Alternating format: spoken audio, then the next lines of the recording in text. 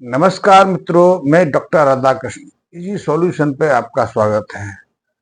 सबसे पहले तो आपसे अनुरोध है कि यदि अभी तक आपने मेरे चैनल को सब्सक्राइब भी नहीं किया है तो सब्सक्राइब भी कर लें और मेरे बेल आइकन को प्रेस कर लें। आपके मन में कोई ऑर्गेनिक खेती के संबंध में, प्राकृतिक खेती को लेकर या किसी भी तरह की कोई शंका है, कोई समाधान चाहते हैं, कोई जानकारी चाहते हैं, या फिर आप कृषि में फसलों में किसी तरह के रोग होने से किसी तरह ग्रोथ रोकने के संबंध में कुछ जानकारी चाहते हैं तो निसंकोच मुझे कमेंट्स कर सकते हैं, मेरे मैसेज बॉक्स में लिख सकते हैं।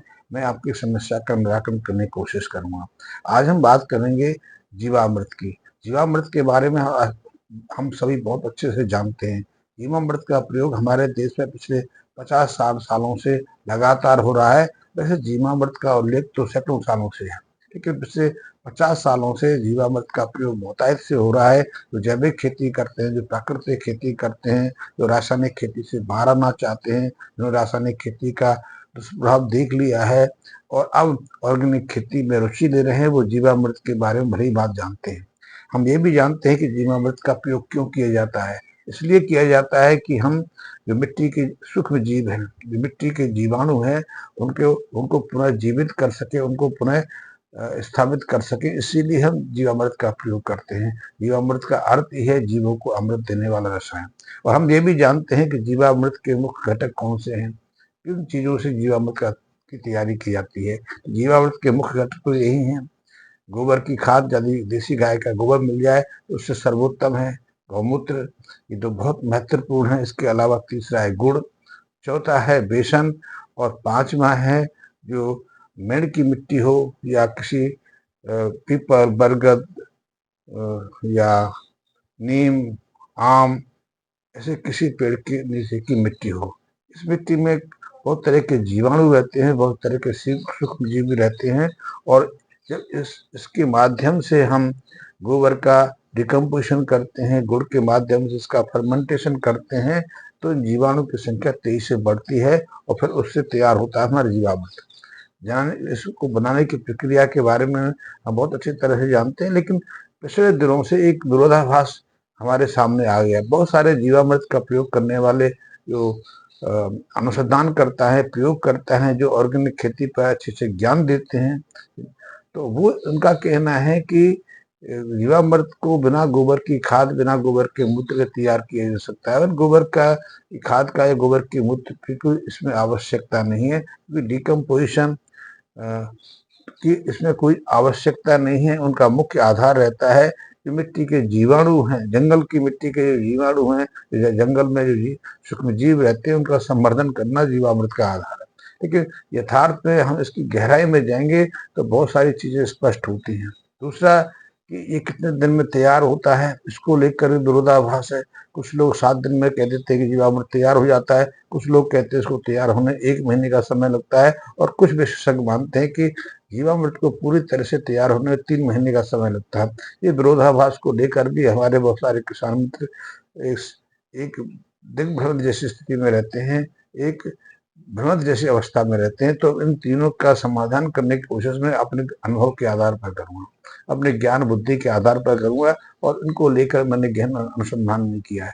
पहली चीज तो ये है कि बिना गोबर गोमूत्र के हम जीवामृत तो तैयार कर सकते हैं, लेकिन उसमें वो विशिष्ट गुणवत्ता नहीं आती है, विशेषता नहीं आती जो पारंपरिक जीवामृत में रहती है। पारंपरिक जीवामृत में सिर्फ जीवाणु की संख्या बढ़ाने पर जोर नहीं रहता है, या फिर जितने जीवाणु हमने उसमें डाल दिए उन तक ही हमारा ज्ञान या प्रयोग सीमित नहीं रहता, कि मिट्टी में तो लाखों तरह के जीवाणु हैं। मिट्टी में लाखों तरह के जीवाणु नहीं, सहस्त्रों प्रकार की जीवाणु की कॉलोनीज हैं, और इन सब की अपनी अपनी उपयोगिता है। मिट्टी में ऐसे जीवाणु भी हैं, दूसरे हानिकारक जीवाणु को निष्क्रिय करने का, नष्ट करने का काम भी करते हैं। हम बहुत सारी एंटीबायोटिक दवा का प्रयोग अपने लिए करते हैं, उनमें से बहुत सारी दवाएं, बहुत सारी एंटीबायोटिक दवाएं मिट्टी के इन्हीं जीवाणु से निर्मित करते हैं। आपने टीबी की मेडिसिन के बारे में सुना होगा, स्ट्रेप्टोमाइसिन। आजकल तो उसका कम प्रचलन है, लेकिन अब जब टीबी की बीमारी असाध्य हो जाती है, सामान्य दवाओं से नियंत्रित नहीं होती, तो स्ट्रेप्टोमाइसिन का आज भी इंजेक्शन टीबी के मरीजों को दिए जाते हैं। तो वो स्ट्रेप्टोमाइसिन भी मिट्टी में सक्रिय कुछ जीवाणु की से ही प्राप्त की जाती है। तो मिट्टी में बहुत तरह के जीवाणु हैं। मिट्टी में ऐसे जीवाणु हैं जो कार्बनिक पदार्थों को आहार के रूप में प्रयोग करके न केवल अपनी संख्या बढ़ाते हैं, बल्कि ऐसे जो कार्बनिक पदार्थ हैं, चाहे उसमें गोबर है, चाहे उसमें फलों के अवशेष हैं, या दूसरे और या दूसरे तरह के कार्बनिक पदार्थ हैं, उनका अपघटन करके, उनका डिकम्पोजिशन करके बहुत तरह के विशिष्ट जैव रसायनों का निर्माण भी करते हैं, और ये जैव रसायन भी मिट्टी की उपजाऊपन को बनाने में महत्वपूर्ण भूमिका निभाते हैं। जीवामृत वाले जीवाणु की बात तो करते हैं, लेकिन वो ये बात नहीं करते कि जीवामृत में, गोबर की खाद में, या ऐसे कार्बनिक पदार्थों का जो अपघटित अवशिष्ट है, उसमें ह्यूमिक एसिड, मैल्विक एसिड, ह्यूमेट, पोटेशियम जैसे रसायन भी रहते हैं। इनके अलावा पादक हार्मोन्स का भी इसमें महत्वपूर्ण भूमिका रहती है। ये भी वहाँ विकसित होते हैं। साथ ही जब जीवाणु अपनी संख्या को तेजी से बढ़ाते हैं, तो उनसे भी ऐसे महत्वपूर्ण रसायनों का निर्माण होता है जिनके बारे में अभी जानकारी नहीं है, लेकिन जीवामृत में वो विशिष्ट गुणवत्ता रहती है। हम अपने बारे में बात करें कि हमारे जो स्वास्थ्य विशेषज्ञ हैं, पिछले 150-200 सालों से गहन अनुसंधान में चल लगे हुए। शारीरिक विशेषज्ञों ने हमारे शरीर के एक रत्ती स्थान को खोज लिया है, लेकिन अभी हम पूरे शरीर को जान नहीं पाए। अभी हमारे शरीर में जितना हमने जाना है, उससे भी दुगना तिगना ऐसा है जो रहस्यमय है, उसके बारे में हम नहीं जान पाए हैं। तो लेकिन मैं इस वीडियो को विस्तार ना देते हुए मैं इसको सीमित करूंगा कि अभी बहुत सारी चीजें ऐसी हैं जिनके बारे में आधुनिक शोधकर्ता, वैज्ञानिक भी नहीं जानते। वही जानकारी हम जीवामृत को ले सकते हैं, जीवामृत का अनुभव तो कर सकते हैं। जीवामृत के माध्यम से हम उसका प्रयोग अपनी फसलों में करते हैं, खेतों में करते हैं, तो मिट्टी की संरचना, फसलों की उत्पादकता, फसलों की ग्रोथ को देख तो सकते हैं, लेकिन पूरी तरह से इसको डिफाइन करना, पूरी तरह से एक्सप्लेन करना हमारे लिए मुश्किल है। कुछ लोग कहते हैं कि जीवाणुओं का संवर्धन 1 हफ्ते में हो जाता है, कुछ लोग कहते हैं कि 1 महीने में कैसे हो सकता है। उसका पूरी तरह से संवर्धन, पूरी तरह से उनका गुण मल्टीप्लिकेशन है 1 महीने में होता है, 3 महीने में होता है, इसको लेकर भी संशय है। निश्चित संशय इसलिए है कि हम उसकी गंभीरता में नहीं जाते। जीवाणुओं की संख्या तक हमारा जीवामृत का महत्व नहीं है। जीवामृत का महत्व है उसकी गुणवत्ता, उसके रसायनों का। तो रसायन कब अपनी पर्याप्त मात्रा में होते हैं, उसके अनुसार जीवामृत का महत्व रहता है।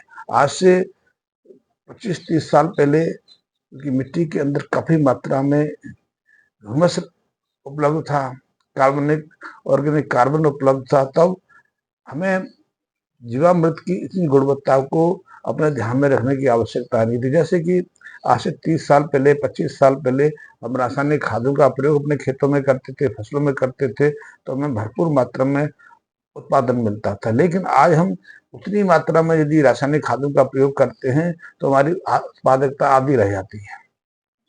हमारी उत्पादकता में निरंतर गिरावट आ रही है। इसीलिए किसानों को रासायनिक खादों को उपयोग करने की जो मात्रा है, उसको निरंतर बढ़ाना पड़ रहा है। इसके साइड इफेक्ट्स भी हैं।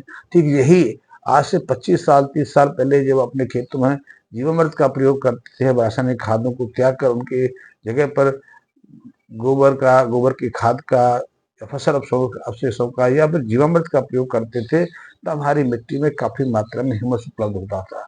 आज ह्यूमस और ऑर्गेनिक कार्बन तो लगभग लुप्त प्राय होता चला जा रहा है। कई ऐसे क्षेत्र हमारे देश में जहाँ ऑर्गेनिक कार्बन की जो मात्रा है 0.2 और 0.3 के आसपास हो गई, जबकि ऑर्गेनिक कार्बन की मात्रा, ह्यूमस की मात्रा हमारी मिट्टी में 3% से ज्यादा होनी चाहिए। होनी तो 5 से 15% है, लेकिन हम 2% भी नॉर्मल मान लें, लेकिन आजकल तो हमने उसको घटा के, खींचतान करके 0.5% कर लिए। इसलिए तो आज हमारे देश का कृषि विभाग मिट्टी में 0.5% के आसपास ऑर्गेनिक कार्बन होगा, उसे नॉर्मल मान लेता है। और ज्यादातर क्षेत्र ऐसे हैं यहाँ 0.5% भी ऑर्गेनिक कार्बन नहीं है।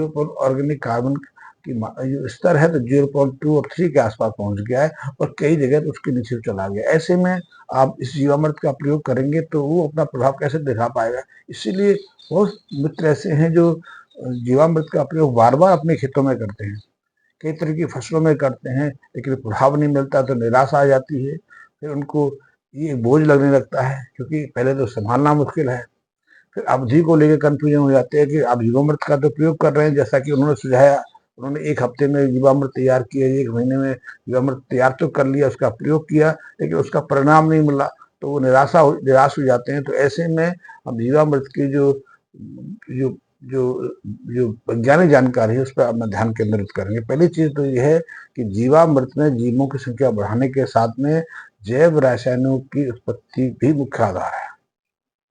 इसके अलावा जो कहते हैं कि गोबर का हम उपयोग करें, कि गौमूत्र का उपयोग करें कि ना करें, तो उनको उपयोग करना बहुत महत्वपूर्ण है। कि गोबर का उपयोग हम इसलिए नहीं करते कि उसमें सूक्ष्म जीवाणु है, हम इसलिए भी करते हैं कि वो ऑर्गेनिक कार्बन पदार्थ है, वो अपशिष्ट पदार्थ है। ऑर्गेनिक कार्बन का अर्थ है, ऑर्गेनिक कार्बनिक पदार्थ का अर्थ है कि सूक्ष्म जीवों का भोजन। गोबर है या पशु मल है या मृत शरीर है, सूक्ष्म जीवों के सबसे उत्तम भोजन है। इन पर ही अपनी जीवन लीला को ये सूक्ष्म जीव चलाते हैं, अपने को जीवित करते हैं, अपने संवर्धन करते हैं। तो यदि आप गोबर उपलब्ध नहीं कराएंगे या ऐसे कार्बनिक जो पदार्थ हैं आप सूक्ष्म जीवों को उपलब्ध नहीं कराएंगे, या फिर मृत शरीर को उपलब्ध नहीं होंगे, तो वो अपनी मल्टीप्लिकेशन कैसे करेंगे? तो उनकी संख्या धीमी पड़ जाती है और बहुत तरह के जीवाणु तो अपनी अपनी जो जीवन लीला समाप्त करके निष्क्रिय हो जाते हैं। तो इसलिए गोबर की महत्व। दूसरा, गोबर में जो सेलुलोज है, हेमीसेलुलोज है, लिग्निन्स है, दूसरे कार्बनिक पदार्थ हैं, प्रोटीन है, उसके डिकम्पोजिशन से, उसके अपघटन से हमारे जो गोबर के मूल रसायन हैं उनकी उत्पत्ति भी होती है। इसमें ह्यूमस भी है, इसमें ह्यूमिक एसिड भी है, मैल्विक एसिड भी है, ह्यूमेट पोटाशियम भी है और दूसरे रसायन भी है।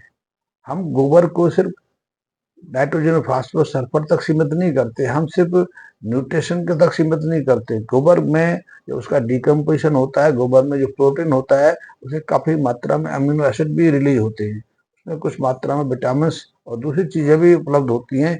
ये भी हमारे खेतों के लिए, मिट्टी के लिए, फसलों के लिए बहुत महत्वपूर्ण है।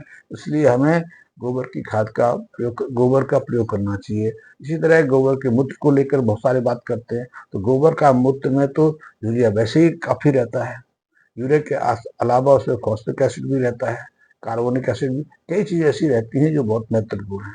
और सीधे सीधे बात करें तो गोबर के मूत्र में, गाय के मूत्र में इतना यूरिया रहता है कि यदि एक गाय को हम अपने का मूत्र इकट्ठा कर लें तो 1 साल में वो 1.5 से 2 बोरी के आसपास यूरिया दे देती है। यदि गाय बूढ़ी है, नंदी है या दूध नहीं देती है, तो उसमें निरंतर यूरिया की मात्रा बढ़ती चली जाती है और वो ऑर्गेनिक यूरिया है, पूरी तरह से मिट्टी में सक्रिय रहता है और हमारी फसलें उसको सहजता से उपयोग कर पाती हैं। दूसरी चीजें भी मूत्र में रहती हैं, जैसे बायोसेंसर्स रहते हैं, उसमें बैक्टीरिया फेस रहते हैं। बैक्टीरिया फेस गोबर में भी रहते हैं। बैक्टीरिया फेस वो सूक्ष्म जीव हैं, वो सूक्ष्म बैक्टीरिया हैं जो दूसरे हानिकारक बैक्टीरिया को नष्ट करने का कार्य करते हैं। इसलिए यदि हम गोबर का, मूत्र का अपने खेतों में प्रयोग करते हैं तो उस मिट्टी में पैथोजेनिक बैक्टीरिया, जीवाणु विकसित नहीं होते। पैथोजेनिक बैक्टीरिया का अर्थ है रोगकारक जीवाणु। तो मैं सूक्ष्मता से बात कर रहा हूँ, फिर भी आप समझ सकते हैं गोबर गोमूत्र कितने। दूसरा, मूत्र के अंदर बायोसेंसर्स हैं। बायोसेंसर्स वो रसायन रहते हैं जो अपनी उपस्थिति से दूसरी क्रियाओं की तीव्रता को बढ़ाते हैं। और भी गोबर के मूत्र में चीज रहती है। ऐसे में आप यदि बिना गोबर गोमूत्र के आप जीवामृत तैयार करेंगे तो वो फल आपको नहीं मिलेगा। तीसरा, गोबर में ऐसे माइक्रोब्स हैं, सूक्ष्म जीवी हैं जो सेलुलोज को पचाने का काम नहीं करते हैं। दूसरा, सप्रोफाइटिक प्रकार के जीवाणु भी हैं जो कुछ जटिल जो कार्बनिक संरचना है उनकी पाचन में महत्वपूर्ण भूमिका निभाते हैं। ये हमारी मिट्टी में भी उपलब्ध रहते हैं, लेकिन मिट्टी को इतना हमने विषाक्त कर दिया है, इतने केमिकल्स का प्रयोग अपने खेतों में कर लिया है कि अब सप्रोफाइटिक बैक्टीरिया लुप्त प्राय से हो गए। इसीलिए यदि कोई पशु मर जाता है, मृत शरीर किसी पशु का पड़ा रहता है, तो उसका अपघटन तेजी से नहीं होता, उनका सड़न जो होने की प्रक्रिया है बहुत धीमी रहती है। इसलिए पहले यहाँ भैंस जैसे जानवर के शरीर को शुद्ध करने में चील, कौवा, दूसरे जीवों को, सूक्ष्म जीवों को मात्र कुछ घंटे लगते थे। अब ऐसे पशुओं का या कुत्ते जैसे पशु का मृत शरीर भी हफ्ता 10 दिन तक सड़कों में पड़ा रहता है, वो डिकम्पोज नहीं होता, वो सड़ान पैदा करता रहता है, उसमें हानिकारक जीवाणु विकसित होते रहते हैं। लेकिन ऐसे हानिकारक तो नुकसान करते हैं, लेकिन गोबर में महत्वपूर्ण ऐसे सूक्ष्म जीव रहते हैं। तो आप यदि जीवामृत का निर्माण करना चाहते हैं तो जीवामृत के लिए वही आंकड़ा है कि 100 लीटर के 200 लीटर के आसपास तैयार करना है तो आप 100 लीटर के आसपास पानी लेंगे। जैसे 15 से 20 केजी के आसपास ताजा गाय का गोबर लेंगे, 15 से 20 लीटर के आसपास गौमूत्र लेंगे, उसमें 1 से 2 केजी के आसपास गुड़ लेंगे, 1 से 2 केजी के आसपास बेसन लेंगे। बेसन के अलावा दूसरे किसी अन्य का आटा भी ले सकते हैं, जौ का भी आटे का प्रयोग कर सकते हैं।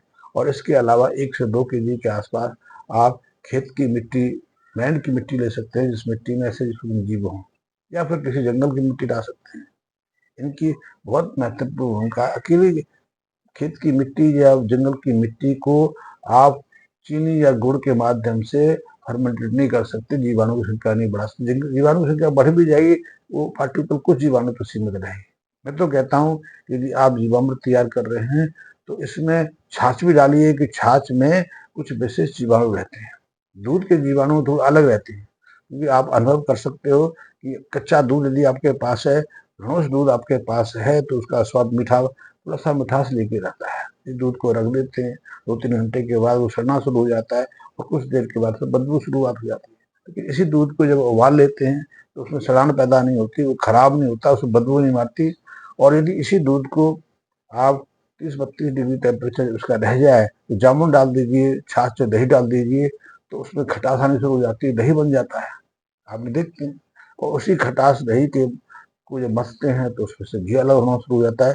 दूध से सीधा सीधा घी नहीं निकलता। हाँ, दूध को यदि आप जो जो जो आजकल जो क्रीम निकालने वाली मशीन है उससे क्रीम अलग कर सकते हैं। क्रीम को मलाई को में इकट्ठा करके गर्म करके घी बना सकते हैं, जो फैट अलग कर सकते हैं। लेकिन जो वास्तविक जीवाणु की क्रिया है वो वास्तविक क्रिया से चलती है। तो दूध के जीवाणु अलग रहते हैं, दही में अलग हैं। और दही को ज़्यादा देर खटास कर लेते हैं, ज़्यादा देर तक उसको रख लेते हैं तो उसमें ज़्यादा खटास पानी शुरू होती है। तो ऐसे में लैक्टोबैसिलस जैसे कई जीवाणु की कॉलोनी डेवलप हो जाती है। और ये जीवाणु बहुत महत्वपूर्ण है। दूध के जीवाणु बहुत महत्वपूर्ण है। और जो लैक्टोबैसिलस जीवाणु तो रोग कारक जीवाणु नष्ट करने का कार्य भी करते हैं। इनमें जो जटिल कार्बनिक संरचना है उनको विभाजित करने के लिए, और इनके अलावा भी छाछ में कई जीवाणु रहते हैं। तो मैं तो कहता हूँ कुछ, या फिर और इसको तीव्र करना है, यदि जीवामृत को और प्रभावी बनाना है तो हमें तो पार्टिकुलर जो सप्रोफाइटिक प्रकार के जो फंगस हैं उनका प्रयोग करना भी बहुत महत्वपूर्ण है, क्योंकि इनसे जो सेलुलर संरचना है, जो जटिल कार्बनिक संरचना है, उनको डिकम्पोज करने में हमें मदद मिलती है। तो ऐसे जीवामृत का प्रयोग आप खेतों में करेंगे तो आपको पूरा लाभ ही मिलेगा। लाभ ही नहीं मिलेगा, आपकी मिट्टी जो है सॉफ्ट हो जाएगी, उसमें अनायास जो केंचुओं की संख्या बढ़ने लगेगी। केंचुओं की संख्या बढ़ने का अर्थ है मिट्टी में अब परिवर्तन हो रहा है। केंचुओं की संख्या बढ़ने का अर्थ है कि धीरे धीरे आपकी मिट्टी प्राकृतिक संरचना को प्राप्त करती जा रही है, उसमें हर तरह के पोषक तत्व सहजता से उपलब्ध होना है। दूसरा, गोबर गोबर के माध्यम से जीवामृत तैयार करते हैं तो माइक्रोराइजा भी कहीं से आ जाता है। माइक्रोराइजा वो सूक्ष्म जीव है जो मिट्टी में सारे पोषक तत्वों को इकट्ठा करके हमारे फसलों के जड़ों को उपलब्ध कराता है। जड़ें माइक्रोराइजा के माध्यम से अपने पोषक को ग्रहण कर पाती हैं, जल को भी इसी के माध्यम से ग्रहण कर पाती हैं। तो ऐसे में जीवामृत के महत्व को आप सहजता समझ सकते हैं।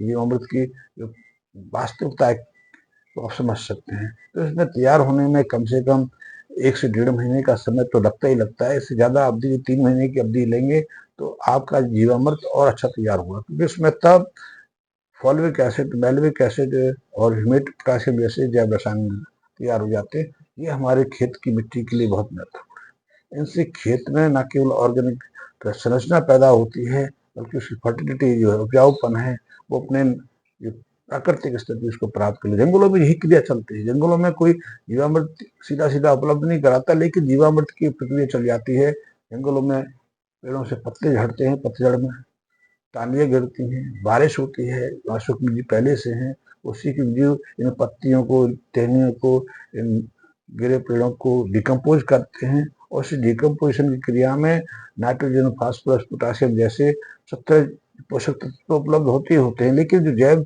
महत्वपूर्ण जैव रसायन है वो भी वह पर्याप्त मात्रा में हो जाते हैं। और जो मृत जीवाणु हैं उनकी संख्या भी पर्याप्त रहती है। उसमें चाहे ट्राइकोडर्मा है, माइक्रोराइजा है, राइजोबियम, सब वहाँ से उपलब्ध होते हैं। इसलिए जो जंगल की मिट्टी है, हमारी मिट्टी इसकी तुलना में कई गुना ज्यादा उपजाऊ होती है। तो मैंने आज जीवामृत पर कुछ प्रकाश डाला। आपके मन में कुछ शंका है, कुछ ज्यादा जानकारी चाहते हैं तो संबंध में मुझसे संपर्क कर सकते हैं। धन्यवाद मित्रों।